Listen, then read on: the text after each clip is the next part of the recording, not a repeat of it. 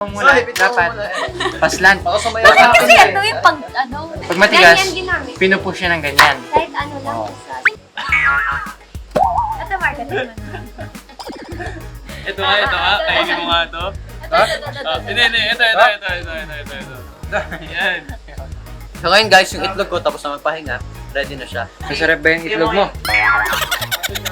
Si Sean pa lang tsaka si Clifford na nakatikim. Pero basta i-ensure ko sa'yo ngayon, malamig ang mga itlog ko. Bakit kailangan malamig yung itlog mo? Sige. Ang itlog kasi kapag niluto mo sa boiling water, hindi naman automatically malalamig agad yung tubig.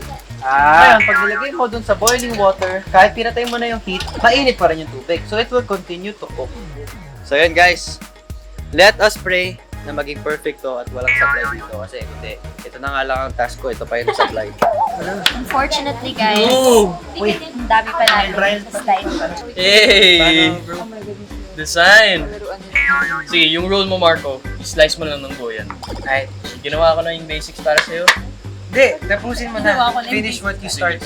O, dito Ako ka na na dito pare. sa dice. Parin dice.